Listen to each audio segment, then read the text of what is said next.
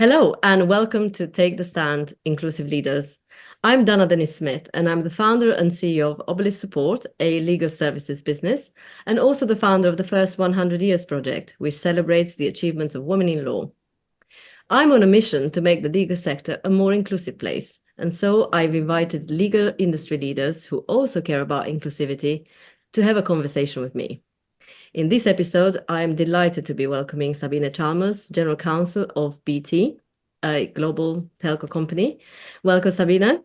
Oh, welcome. Thank you for having me. It's a pleasure to be here today.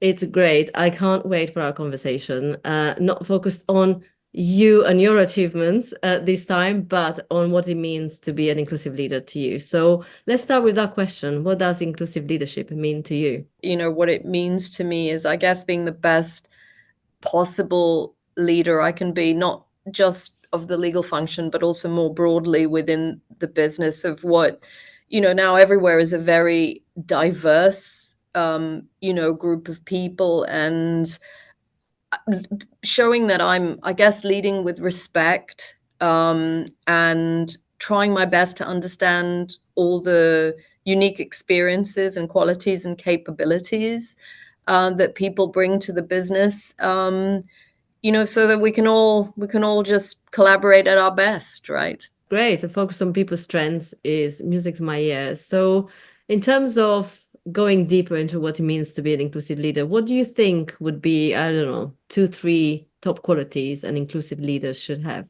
Yeah, well, look, I think, and you and I remember the first time we chatted sort of 5 or 6 years ago, we talked a lot about personal experiences. And I think, one of the things is sort of recognizing that everyone has a very unique personal story, right, that shapes who they are. And I think the best, inclusive leaders show a couple of things. One is, I think, a great level of self-awareness of what your own story is and how that's shaped you, both for the good, but also what biases or assumptions you may bring to any situation. And then I think also just recognizing that every human being that you interact with is also bringing their own personal story and experiences, and that will shape who they are, but also how they react to situations. And I think just constantly being curious about asking yourself, challenging yourself, to look at the world through other people's eyes or other people's experiences and shoes. That is an amazing example, actually, of qualities, because I think this kind of personal stories, well, as you know, very dear to me as a kind of style Yeah. of creating the connection because we are people. So I'm really glad you brought that up. And everybody who's watching can also watch Sabine's film, part of the first 100 years project, to see her own story in action. So we will make sure we'll share that when we publish this interview. Going back again to the, inclusive leadership topic of our discussion, what would you say is your leadership style in practice? If you can give us some examples. In many ways, I'm a very extroverted and informal person, or at least I try to be. It's the way I was raised, and I'm also very curious about different experiences and cultures because of my background. I think, having lived in many different places, and mum being Indian and dad German, it's just from early days is it I've been lucky that it exposed me to different types of diversity. And I think, I guess, trying to create a space in which I will often hopefully share my personal stories and experiences to encourage folks to feel that it is safe and appropriate to do the same. And that also I value what everyone brings, to any problem, any situation. And look, and also, I guess, as leaders, so often we don't get it right, or we could do things differently. I do try, I guess, with that informality and openness. And yes, I would say sometimes vulnerability, to also hopefully enable people that I I work with to tell me when I'm getting it wrong, or to feel it's okay to do that, or to, encourage me to do things differently, or to listen in a different way. That's great. Approachability, it definitely is a Yeah. really great quality, actually. And I mean, looking back at your career, because you've had a stellar legal career, I wonder if you could show us. I've been lucky. I've been lucky.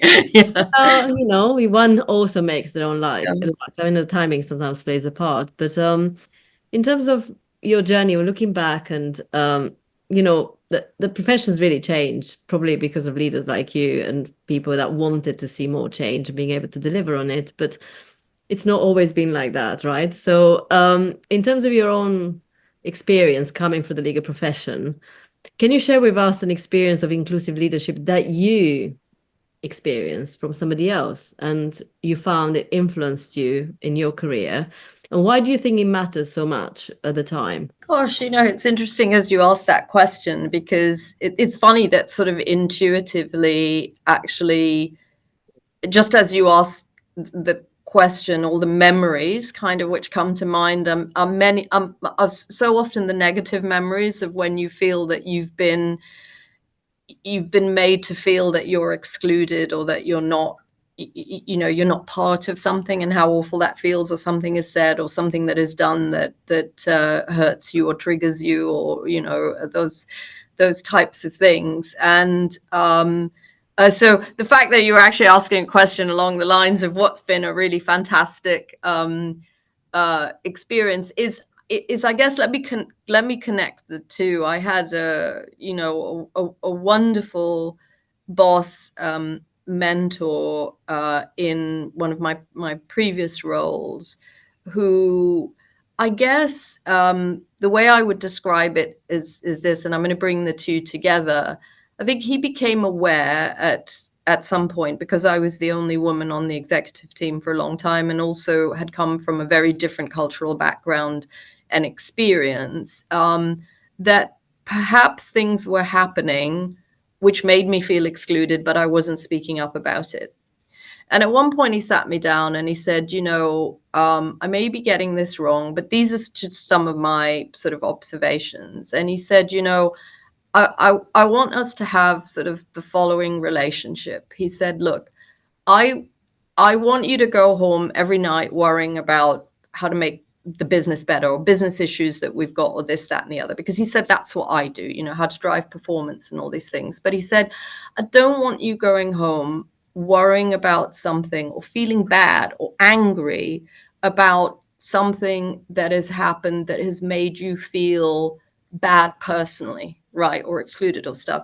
He said, I want you to know that I don't always get stuff right, but you come and you talk to me straight away, and let's have a conversation about that.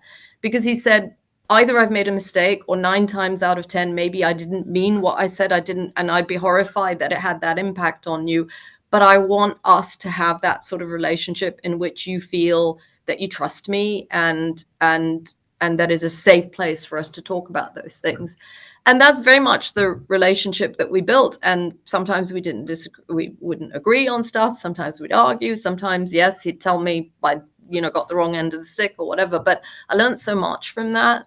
And I think it's one of those things that I have especially with folks that I work with on a regular basis, and that I have a responsibility to try to create that same relationship, that always feel that there is nothing that you can't speak to me about, or that you can't come to me with, especially if something that has happened that has made you feel that something's not right. It's a great example, to be honest, of learning from good experiences. Definitely in my previous interviews, people brought up negative experiences that actually made them reflect on their own style and say, well, I don't want to be this. I don't like what I see.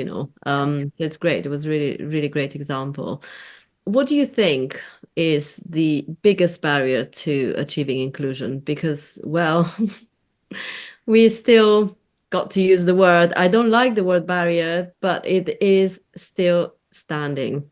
It's a never-ending journey. And I do think, actually, when I think back to my early career, I do think companies and just society have made a lot of progress, but there are still many barriers. I would say, look, I think within businesses, let's put it that, they're for me, they're probably sort of three. I think one is we've made progress, but a lack of role models. And I think I've certainly found in my career, if I talk about, for example, just the experience of women or gender diversity, early in my career, I was always the only woman in the room.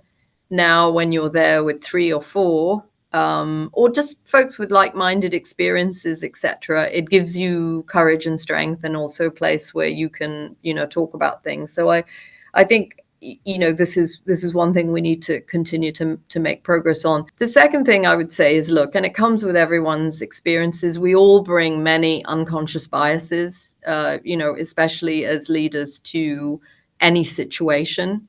And I think just having the time and being able to spend the time to constantly challenge that, it takes work, right? But I would say that is super important. And the third thing I would just say is, again, I we have made progress, but the importance of sort of just communication, and opening up environments in which people feel, let's use the word psychological safety, to be able to express how they're feeling, or the change that they that they want to see. And especially in hierarchical organizations, that's sometimes a very a very difficult sort of culture and environment to create. Brilliant. Thank you so much. I mean, my next question really is about exploring a little bit this idea of inclusive leaders not being born, but we can kind of help make them so they feel empowered to take, action that is right for the majority of people they work with. So what do you think is the one question one should ask themselves if they want to be an inclusive leader? For me, it would be along the lines of how really self-aware are you as a leader of the biases that you are bringing to any situation, and the kind of impact, that has. And I would say certainly at a personal level, again, I'm super lucky at BT that there's been, like, genuinely such a lot of investment in, I guess, awareness. And I'm going to use the word sort of training around this, and putting people in situations in which the resources training, one of the brilliant things we do is access to reverse mentors, right? So you're actually mentored by someone in the organization and the amount I have learned about myself, and just the assumptions and the biases that I bring to situations, just because I really don't understand other people's lived experiences. And I just think the more we can create the space to do that, the better leaders will be. My last question is about role models, and I'm glad that you mentioned them before. So who was your role model, and what did they inspire you? Oh my gosh. Oh, we talked, what I'm going to say, because we talked about this last time round. I mean, the massive role model in my life, and sort of continues to be, was my maternal grandmother. And just briefly, as I've said before, I mean, she was, kind of born in India at the turn of the century, sort of, married for love outside her religion, widowed at a young age, built her own business, and in all sorts of circumstances where I think, especially then, all the odds were really stacked against her. And one, I think, not only did she succeed, but the fact that she felt that, kind of, not just, I guess, being a role model, but giving back, and that sense of responsibility to create opportunities for future generations, was just, it lives with me, very much inside me. Yeah. Well, I will always love an example of women supporting women and inspiring women, as you know. So it's a beautiful example of a role model. So thank you so much for for joining me today, Sabine, and for sharing your wisdom around inclusive leadership. And to our viewers, I hope you found this conversation interesting and useful, and that it's given you plenty of ideas for making your workplace, your team, and your organization more inclusive. And to find more conversations on inclusivity, you can subscribe to my YouTube channel at Obelisk Support, or contact me on LinkedIn, Denis-Smith, and heading to my video section there. If you have any questions or feedback, I'd love to hear from you. You can get in touch at d.dennis-smith at Obelisk Support. Thank you for watching Take the Stand, Inclusive Leaders. See you next time.